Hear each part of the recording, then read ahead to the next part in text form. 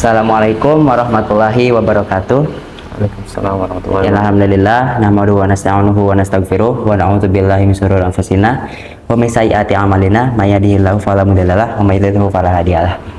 Amma ba'du. Alhamdulillah kita bertemu kembali ya Ustaz ya di hari Senin ini. Kali ini topik ini kita karena topiknya lagi viral juga dari kemarin-kemarin terkait kodam nih Tat. Saya juga kan masih belum kegambar ya Tat, kodam itu apa sih Tat? Soalnya kebayang saya itu kodam itu saya pernah lihat di Instagram itu kayak tiba-tiba ada orang muncul kayak bayangan muncul gitu terus hilang lagi.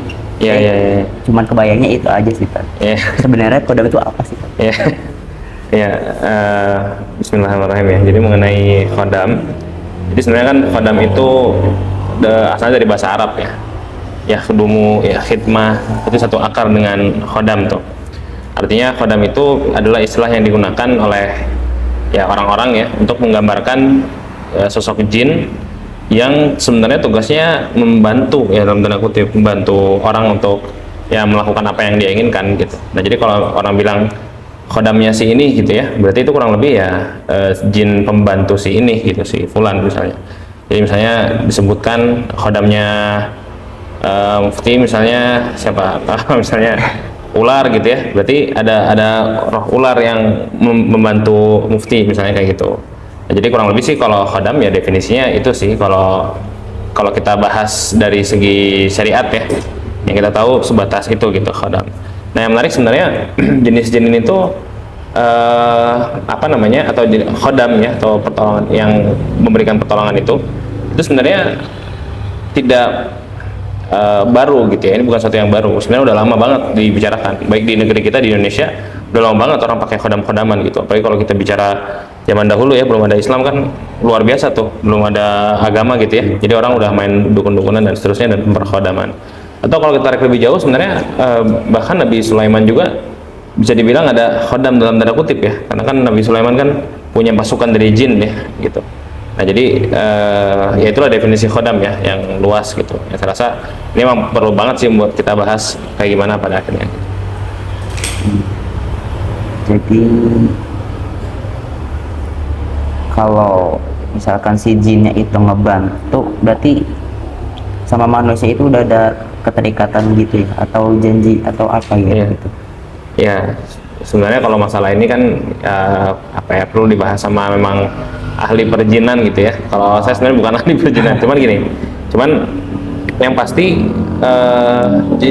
jin khodam atau jin yang membantu manusia itu kita tahu satu yang jelas, syariat ini mengatur. Tadi kan kita udah bahas definisinya nih. Nah kalau aturan syariatnya sebenarnya kalau kita bahas kan ada dalam surat jin ya, al-jin itu kan disebutkan gitu, wa innahu kana rijalun minal insi ya'udzuna birijalin minal jinni fazaduhum rahaqa. Jadi digambarkan nanti ada manusia yang memang dia minta tolong, ada seorang laki-laki dari manusia yang minta tolong ke laki-laki dari bangsa jin gitu. Nah, terus Allah gambarkan sebagai fazaduhum rahaqa. Itu tuh nggak akan nambah apa-apa kecuali kesia-siaan dan bahkan dosa buat si laki-lakinya gitu. Nah jadi sebenarnya ya bisa dibilang ada keterikatan gitu ya.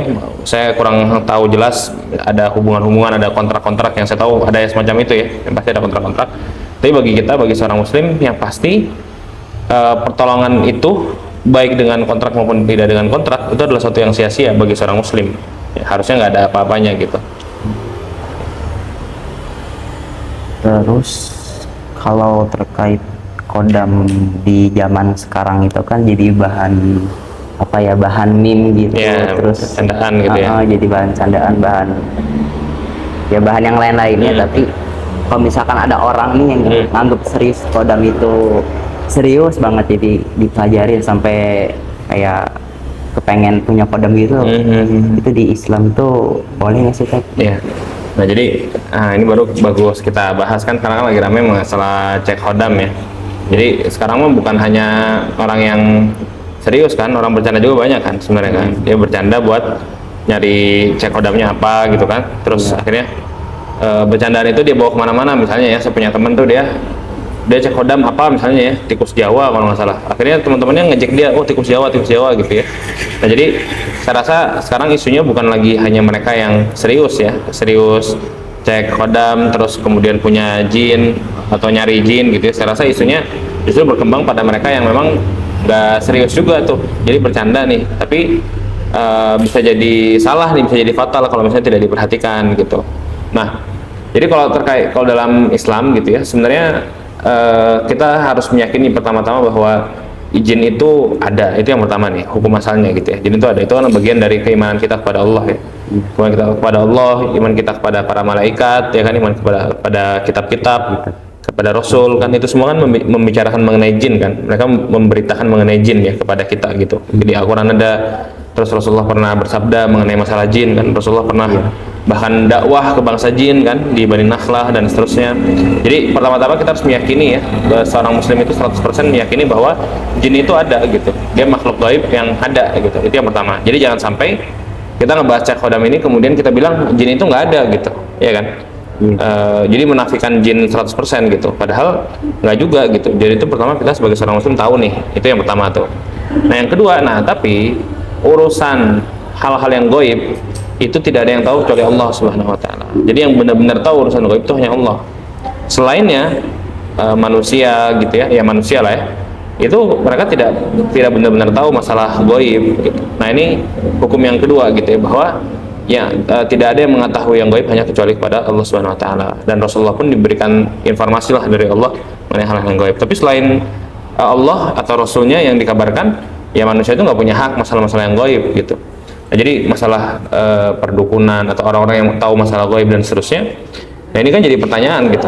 Mereka tuh sebenarnya nggak benar-benar tahu gitu. Nah makanya nanti kalau kita bahas dalam ilmu perjinan itu kan, akhirnya kalau namanya jin, dia kalau misalnya berhubungan dengan manusia, dia nggak mungkin ngasih informasi yang 100% benar gitu. Jadi dia campur dengan keburukan-keburukan dan seterusnya gitu. Karena pada dasarnya manusia itu nggak benar-benar tahu jin itu kayak gimana gitu. Nggak pernah ada manusia yang benar-benar tahu. Yang tahu hanya Allah Subhanahu wa taala. Ini hukum yang keduanya nih ya, kita perlu tahu masalah itu. Nah yang ketiga, terus gimana kalau kita ngecek khodam ya, baik bercanda maupun serius ya. Nah ini kan sebenarnya kalau kita lihat, akhirnya manusia yang berusaha menggapai alam jin ya, yang berusaha menggapai alam jin itu kan, atau dengan cara-cara kayak tadi ya, manggil dan seterusnya, ini kan kita sebut sebagai dukun ya, sebagai orang yang paranormal atau orang pinter meskipun nggak pinter gitu sebenarnya gitu ya, orang pinter gitu.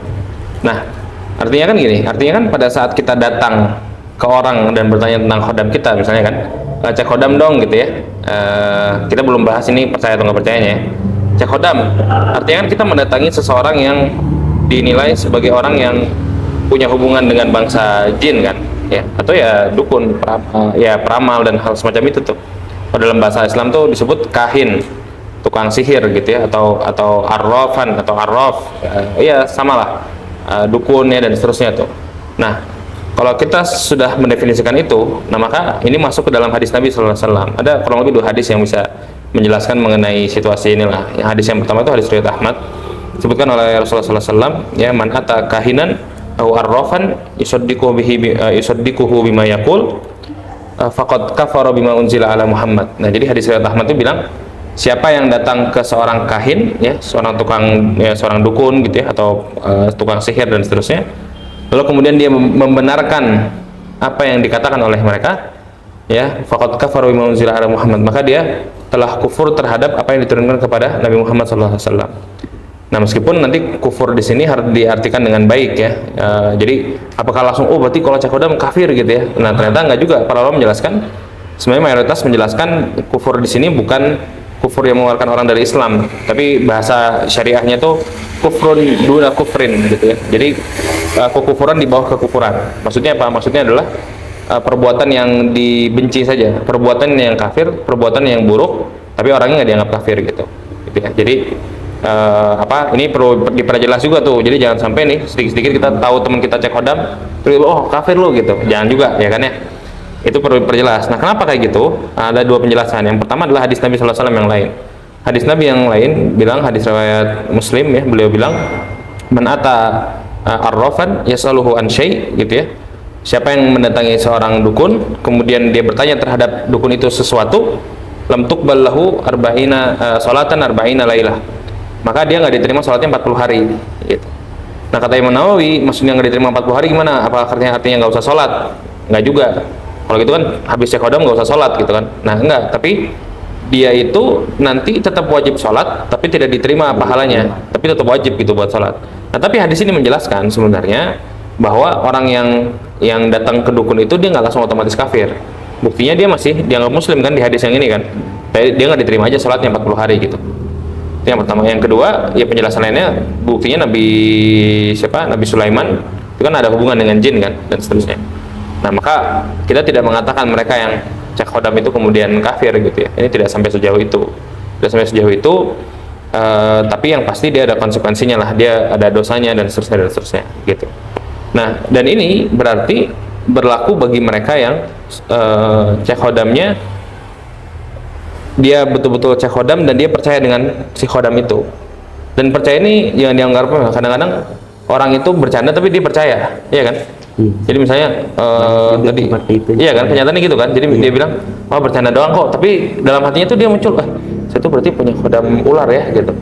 Nah, dia ada muncul keyakinan itu. Nah, jadi pertama ini harus berhati-hati nih bagi mereka yang merasa ini semua cuma bercanda doang gitu ya. Tapi dalam hatinya muncul sedikit keyakinan terhadap masalah itu. Nah, ini bahaya, bisa masuk dalam hadis yang ini nih. Gitu ya. Nah, makanya yang paling aman adalah ya seorang meninggalkan 100% masalah percek kodaman ini gitu. Main-main juga maksudnya kalau iseng, oh cek kodam saya siapa? Itu bisa jadi kepikiran di kepalanya kan. Nah, itu bisa bahaya. Akhirnya dia malah meyakini hal itu. Nah, kecuali memang kita cek kodam misalnya kita ingin investigasi misalnya, kita ingin membuktikan kesalahannya. Nah, ini nggak masalah, kita lihat video-video itu, kemudian kita buktikan kesalahannya, atau kita ingin edukasi masyarakat yang ngelakuin lah dan seterusnya gitu. Kayak misalnya kita mau bikin konten ini kan, terus kita ngecek dulu nih, misalnya Mufti semalam kan ngecek kodam, tapi tujuannya supaya mau bikin konten misalnya, bukan untuk cek kodamnya Mufti misalnya gitu ya. Nah, itu nggak ada masalah gitu. Tidak masalah. Tapi kalau misalnya Mufti lihat itu terus kemudian kebetulan nanya, oh kalau siapa ya?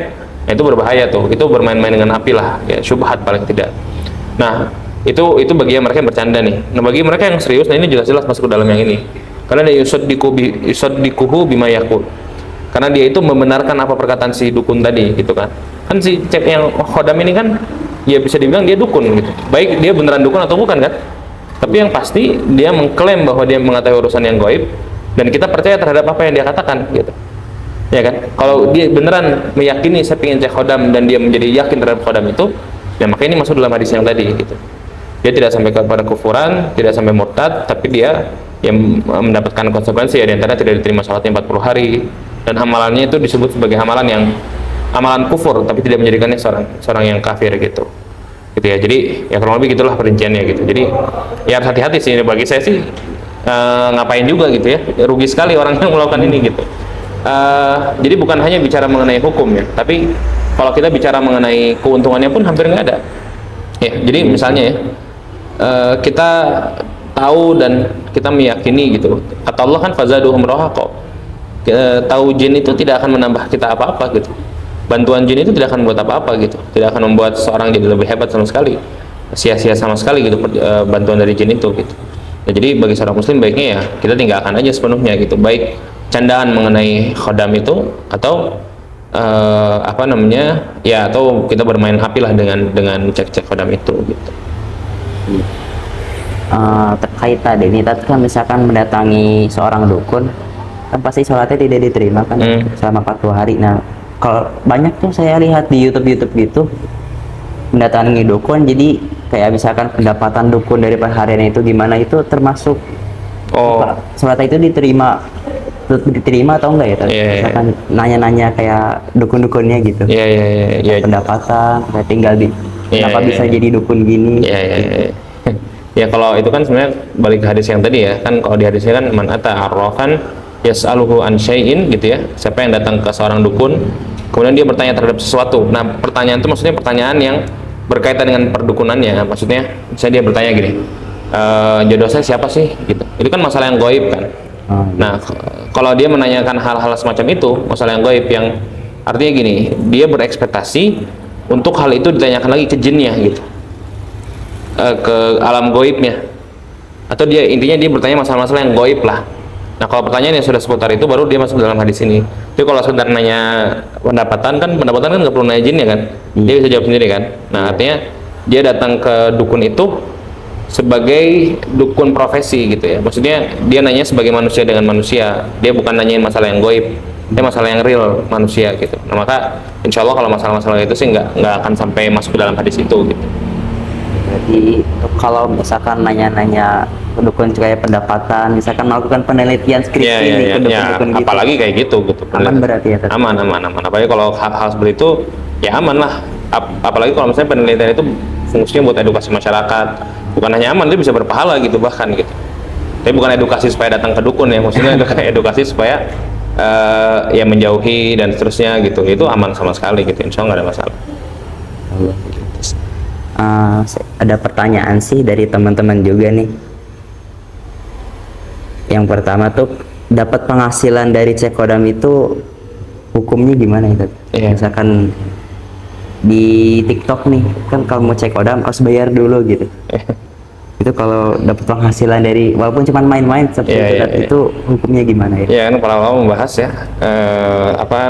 jadi kan hadis tadi kan semua bicara mengenai mereka yang mendatangi dukun kan, ya kan.